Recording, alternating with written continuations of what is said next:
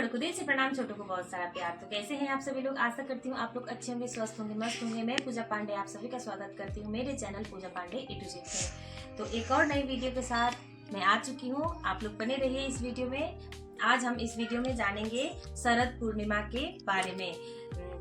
किस दिन स्नान करें, किस दिन दान करें, किस दिन कथा सुने, ऐसे बहुत सारे महत्वपूर्ण बातें इस वीडियो में हम लोग जानेंगे। इसे अश्विन माह का ये पूर्णिमा है, कुआर नाम से भी हम लोग इसे जानते हैं।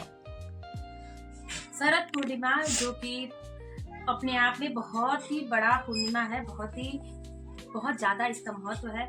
पूरी साल जो लोग भी सत्यनारायण भगवान की कथा नहीं सुने रहते हैं, तो इस दिन अगर सुन लेते हैं तो पूरी साल का पूर्णिमा का फल उसे प्राप्त होती है। तो अगर आप लोग ने नहीं सुना है तो आप लोग इस दिन जरूर आप लोग सत्यनारायण भगवान की कथा आप लोग इस दिन सुन सकते हैं। ऐसे तो हर महीने कथा कहलवानी चाहिए, घर में सुख शांति समृद्धि बनी रहती है, भगवान का आशीर्वाद बना रहता है घर परिवार में सबको। लेकिन अगर सबका बजट एक जैसा नहीं होता है, लेकिन अगर जो लोग नहीं करा पाते हैं, अगर इस दिन कराते हैं कथा, तो आपका पूरे साल का फल प्राप्त हो जाते हैं, पूर्णिमा का फल आपको मिल सकता है। शरद पूर्णिमा ऐसा माना जाता है, इस दिन चंद्रदेव अपनी 16 कलाओं से परिपूर्ण रहते हैं और इस दिन उनकी रोशनी से अमृत की वर्षा होती है। तो इस दिन खीर बनाकर हम लोग चंद्रदेव को चढ़ाते हैं। तो जो हम लोग खीर चढ़ाते हैं उनको, तो वो अमृत की समान। इस दिन खीर चढ़ाने की अलग ही महत्व है। तो सबसे पहले मैं आपको बता दूं, इस साल शरद पूर्णिमा 6 अक्टूबर को पड़ रहा है और 2 दिन पड़ रहा है, 6 अक्टूबर को भी है और 7 अक्टूबर को भी है। तो जो लोग व्रत करते हैं पूर्णिमा की, वो लोग 6 अक्टूबर को व्रत रखेंगे और खीर भी इसी दिन चढ़ाएंगे। और 7 तारीख को स्नान दान की पूर्णिमा है और इसी दिन से कार्तिक स्नान भी शुरू हो जाती है। जो लोग भी कार्तिक स्नान करते हैं पूरा महीने, उन लोगों को सुबह मॉर्निंग बहुत जल्दी उठकर स्नान दान करनी होती है। अगर नदी सरोवर आसपास में है तो नदी सरोवर में नहाना होता है पूरे कार्तिक मास में। और जो लोग नहीं जा पाते हैं तो गंगा जल मिलाकर पूरा एकदम मॉर्निंग में ही 4 बजे के आसपास उठ करके स्नान ध्यान करनी होती है कार्तिक मास में। तो इस दिन का भी अलग ही महत्व है। जो हम लोग खीर चढ़ाते हैं तो गाय का दूध से खीर चढ़ाना चाहिए बनाकर चंद्रदेव को। अगर गाय का दूध नहीं मिलता है तो आप कोई भी नॉर्मल दूध जो पैकेट का रहता है, हर जगह अवेलेबल नहीं होता है गाय का दूध, मुझे पता है। और आपको जो दूध मिलता है उसी दूध को खीर बनाकर आप लोग चढ़ा सकते हैं। जहाँ चंद्रदेव की किरण पड़ती हो वहाँ आप लोग साफ सुथरा कपड़े से या फिर चलनी से ढककर, उसमें ऐसा कपड़ा ऐसा चीज हो ना कि रोशनी उसमें खीर में पड़े, उसमें गिरे, ऐसे रखकर ऊपर कहीं टांग दीजिएगा, जो कि कोई भी उसमें जहरीला कीड़ा मकोड़ा बिल्ली ये सब खाए ना, उसको उससे बचाकर रखना है आपको। तो आप लोग ध्यान दीजिएगा, ऐसा अच्छे से उसको ढककर, छलनी से सबसे बेस्ट रहेगा। मैं तो वैसे ही करती हूँ, छलनी से ही ढककर रखती हूँ। और जो रिंगनी होता है ना कपड़े बांधने वाला, उसी में मैं टांग देती हूँ किसी भी तरह एडजस्ट करके। तो आप लोग देख लीजिएगा, अपना अपना जैसे भी हो आप लोग जरूर करिएगा। आप लोग खीर जरूर बना के चढ़ाइएगा। जो लोग भी आज तक नहीं चढ़ाए हैं उन सबको मैं भी, अगर मेरी वीडियो आप लोग तक पहुंच रही है तो उस दिन जरूर आप खीर बना के चढ़ाइएगा।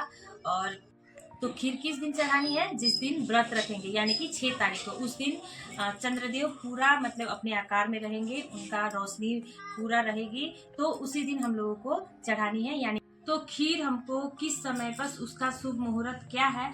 10:53 पे रात में। आप लोग ध्यान रखिएगा, 10:53 पे हम लोगों को चंद्रदेव को खीर चढ़ानी है। उससे पहले ना राहु है, समय सही नहीं है, तो उससे पहले आप लोग मत चढ़ाइएगा। 10:53 के बाद आप लोग वहाँ पर ऐसे रखकर ढककर आप, तो मैंने आपको पहले ही बताया है, जालीदार कपड़े से ढककर खीर को रख दीजिएगा। अब जान लेते हैं 6 तारीख को यानी कि 6 अक्टूबर को हम लोग सुबह से लेकर शाम तक क्या क्या हमको करनी चाहिए। सुबह ब्रह्म मुहूर्त में उठकर आपको स्नान ध्यान करनी है, सीधा निकाल कर आप लोग को दान जरूर करनी है। उस दिन चावल हो, आटा हो, जो भी है आपके पास, निकाल कर थोड़ा कुछ उसमें दक्षिणा रखकर आप लोग को दान करनी है।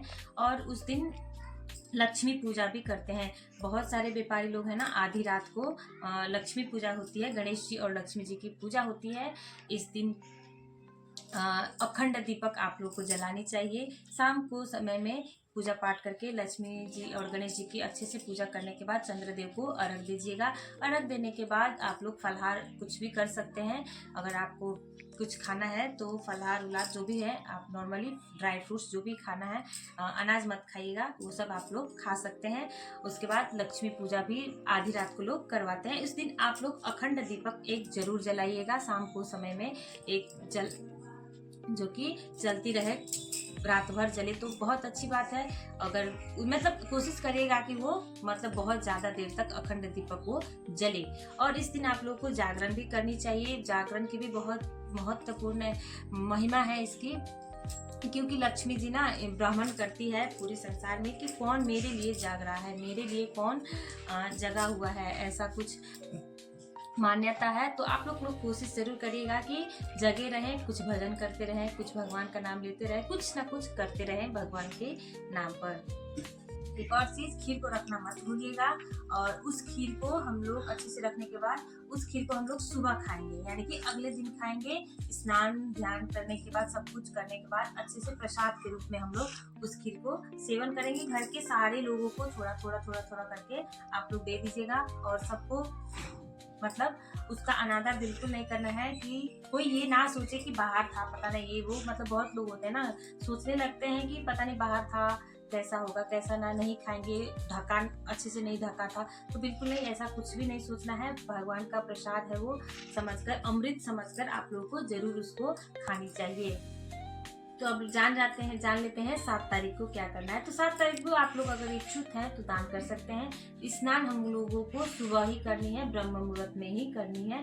जितना जल्द, जो ब्रह्म मुहूर्त में नहीं उठ पाते हैं, कम से कम 7 बजे से पहले तो सब लोग को स्नान कर ही लेनी चाहिए।